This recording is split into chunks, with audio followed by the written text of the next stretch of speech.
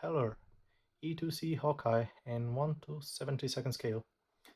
So this kit was announced about a year and a half ago, and it finally hit the shelves in the beginning of May 2025.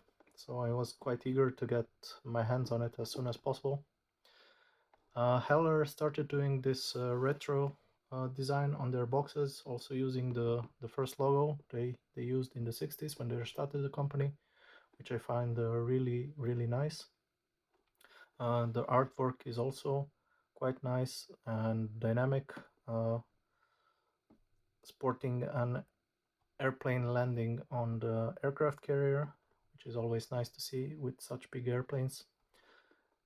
And on the side of the box there are only information about the company, how to contact them, some warnings in multiple languages.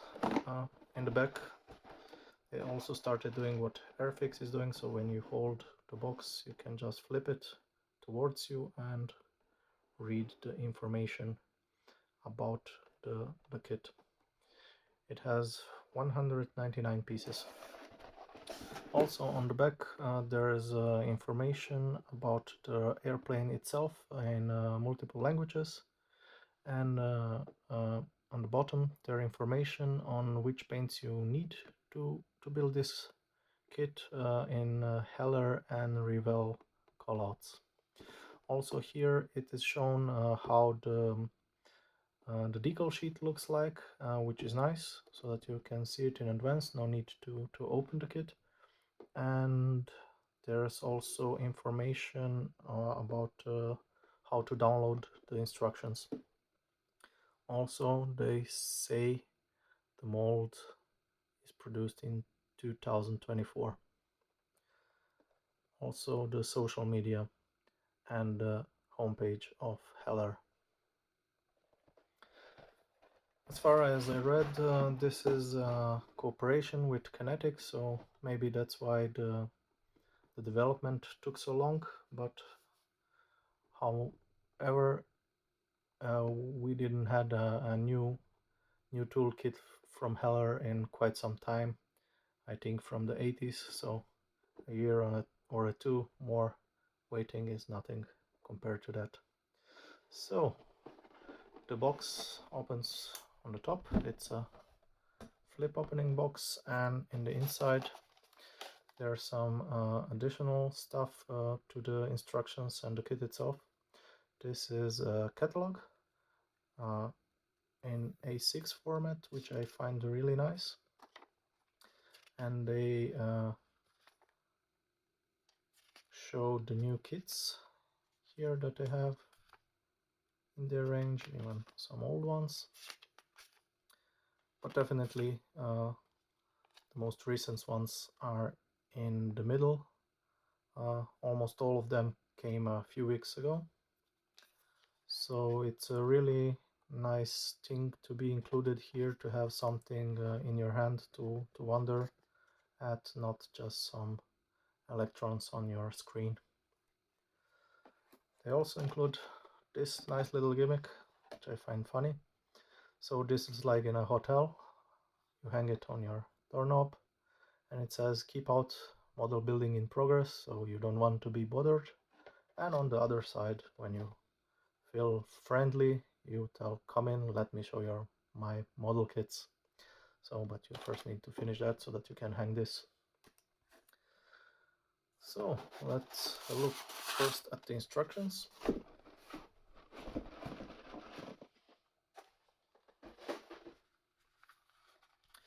Also the decals are included here. Let's put them also aside. So the instructions are quite big, A4 format, sporting a really nice design, quite minimalistic. I really like it that way.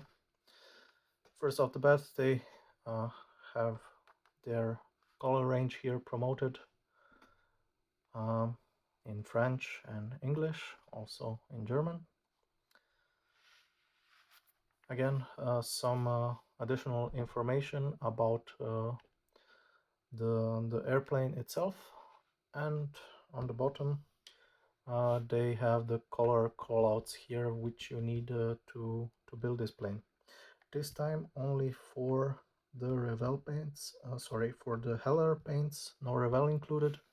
But what I don't like about this is this mix kind of thing, like M1 mix 1 and mix 2 M2. They tell you to put 1 drop of 10 and 2 drops of 11, so meaning 1/3, 2/3, but number 10 is not listed at all here, so I don't know which paint should number 10 be. So that means I need to do additional research going on the internet, so instruction is not so useful. Maybe it's a generic paint, but I don't know which one. I don't use Heller, so for someone that doesn't use Heller paints, this is useless. I would like to have it at least in the federal standard so that you can compare the codes with the paints you have, or at least to have the name of the paint so that you know which paint that should be. This one is light gall gray. So starting here, as always, from the cockpit, I find it nice that in the instructions they already mark which paint should be, which color should be on which part. So it should be dark gray, willow green, red, and so on. So they tell here to paint the whole inside of the fuselage. I think that's not needed, only if the door of the airplane is supposed to be open, but there are no parts for the rest of the plane, only the cockpit. Next they flip the instructions, which I cannot find the logic behind it, because it could have been done the other way, but they sure had their reasons. Again, they tell which paints or paint mixes are used for this step and which parts. So the instructions continue to be flipped. Here we have the engine gondolas and the landing gear. It finally comes together with the mid part of the wing. And here in the final steps they show how to do the front landing gear, the back, the door. It can be left open or it can be closed. There are some versions of that.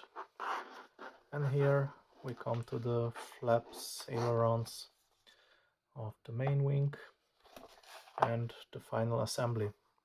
So here are two options which I find really nice, especially for the airplane of these dimensions.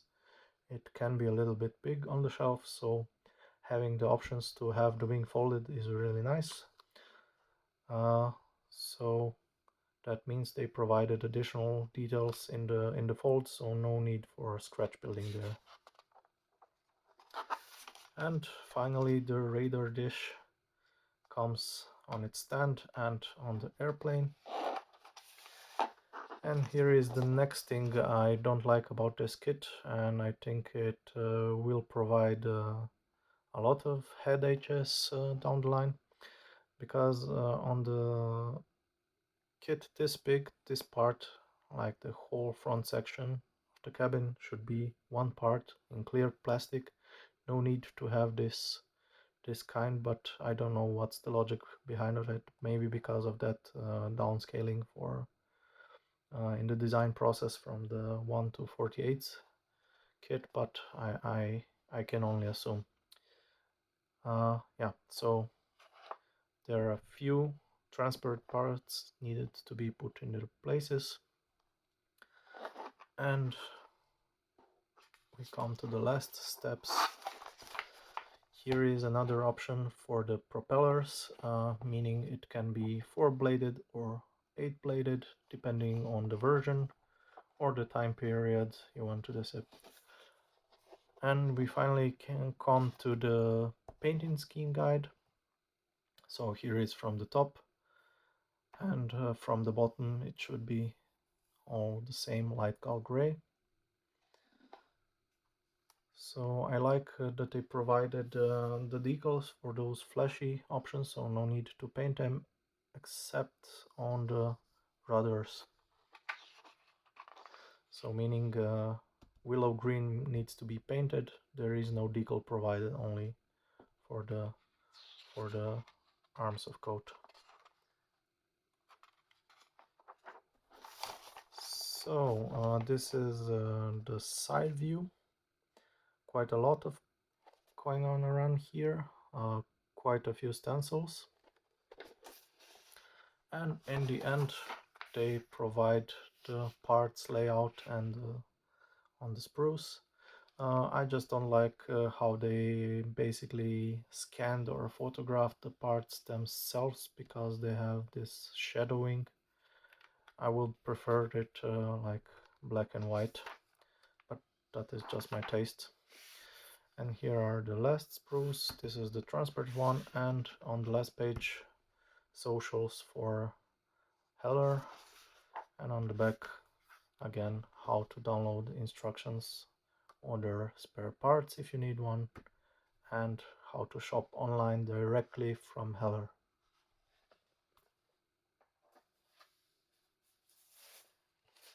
So let's take a look at the decals.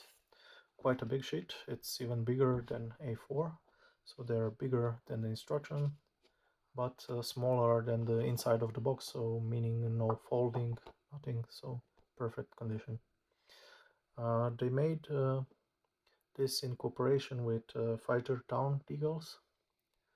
So they did the design, Heller did the printing, and it's quite nice in register. It is digitally printed, so a lot of graining, like on the greens or on the grays. Not so much on the red, but when they're put down with some washes, that should be not so noticeable. There are quite a lot of stencils here. I assume the real airplane has even more, but this amount is about perfect.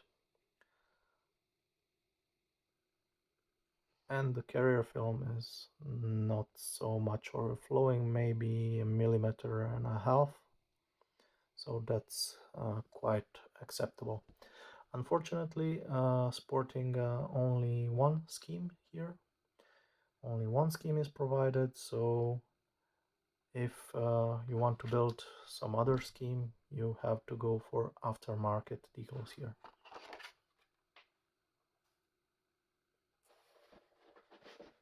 Now let's take a look on the inside content. I really like what Heller is doing, so they provide as least as possible plastic here in the packaging, so this is quite welcome. The only plastic that is provided here is for the clear parts. Then we have two sprues that are the same for landing gear, propellers, and so on. Then the radar dish, and the last two are here on the bottom.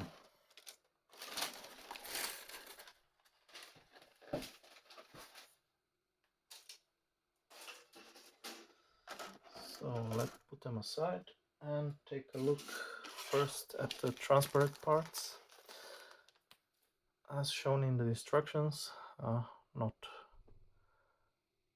quite the best design of it, but they had their reasons to do it this way. Not the best for the modeler, but maybe better for the manufacturer. So the clear parts are quite sharp, no flashing, no fogging, no scratches. And the biggest talk about this kit was if the side windows are bulged. Yes, they are, but maybe they should be a little bit more. But I think it's not that noticeable in this scale. Also, the side windows and the top windows, sorry, these are the top windows, should have a gold coating because of the radar dish, so that is left up to the modeler to tint it, so no pre-tinted parts here.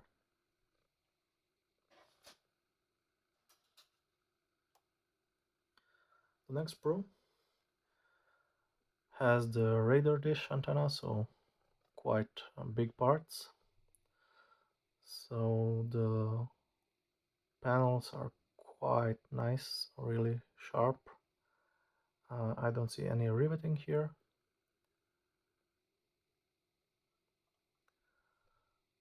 Here is the cockpit, so it has quite a lot of details, even on the side panels. Here is the landing gear bay, and the control panel here, so having quite a lot of details. Here are the landing gear parts, the hook,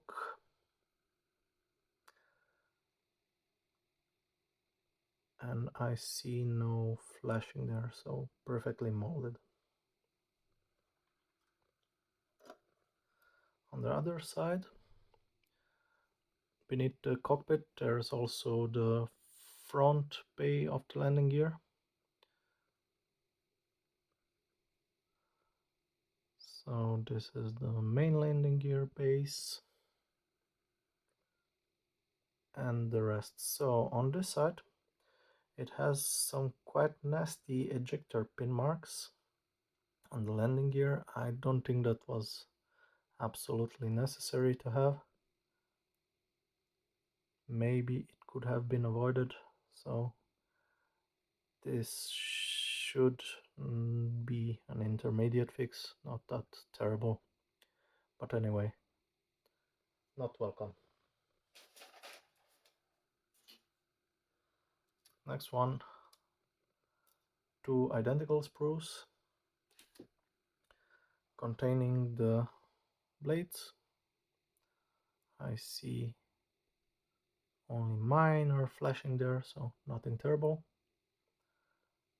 Some engine parts and the wheels, they are weighted down, which is nice.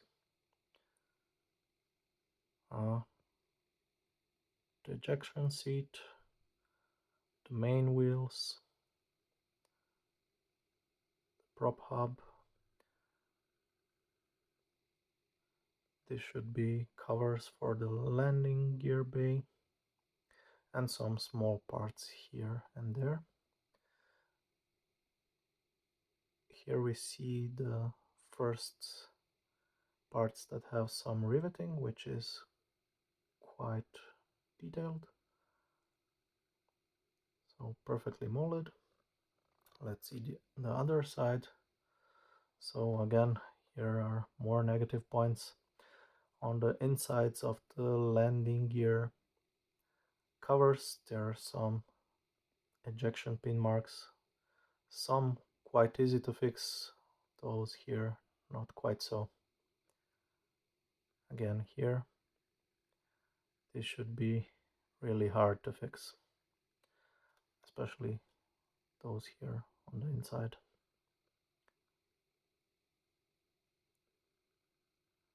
But looking at the parts, that's the only negative I see for now.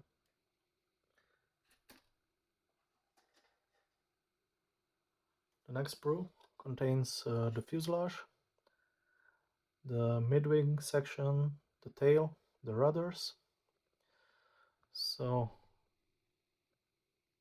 this has quite some flashing here, which should be removed to make a nice fit for those transparent parts. The panel lines are quite nice molded, and there are also some rivets here. Here is the door, which is optional for you to leave it either closed or open.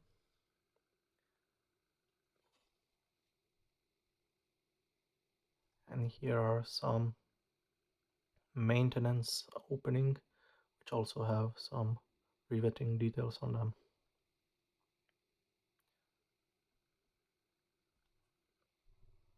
This should be the tail, the rudders, the midwing section. Also has some riveting on them, and the other fuselage part.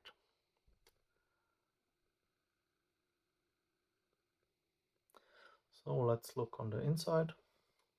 So there are no details inside the cockpit, but I really like the molded in guides for the rest of the tub and the instrument panel. No details whatsoever on the rest of the fuselage. So if you want to have it opened, there's a need to do a lot of scratch building here.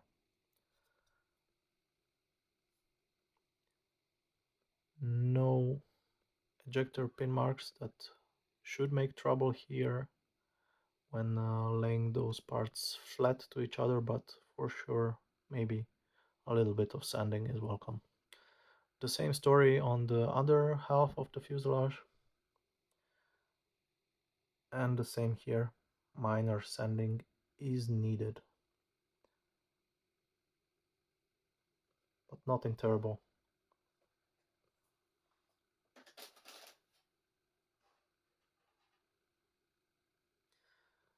And the final sprue has the wings, the structure for the radar dish, the engine nacelles. I don't know what that should be. Maybe another radar dish or a sonar. So additional controlling surfaces, flaps, ailerons, which are quite nice. So no flashing there, so no additional care needed. The wings also have the area to put the clear part inside to represent the lights, the positioning lights, the green and red one. And let's see on the other side. So again, some ejection pin marks in unwanted places. So for this one you will have to bring out the chisel.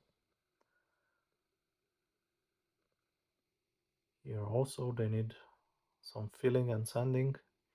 So far this is the besides the transparent parts layout, this is the only negative side that for this kit so far.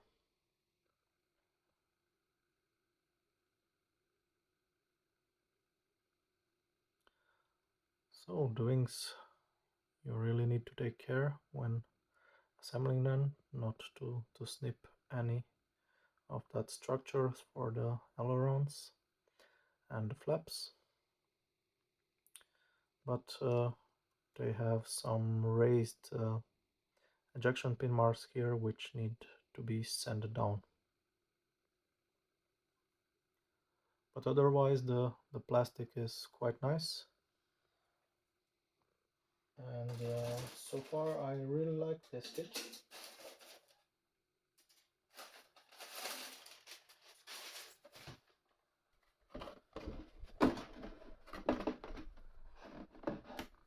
Quite a big box. Maybe it would be welcome to have just a top opening box, not a flip opening, but I assume they want to spare additional material on the cardboard. So for the environment, that is good. All in all, looks quite nice. I hope it also build nice, no other issues. Here is the tinting I mentioned. That should be like golden yellow. That's kind of protection for the crew inside from all the radiation from the radar dish. And there are quite a lot of aftermarket announced for this kit. This kit goes for like 40-50 euros, depending on where you're buying it.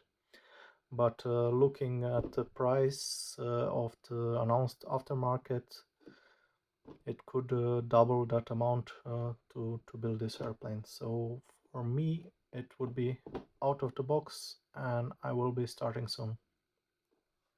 Until next time.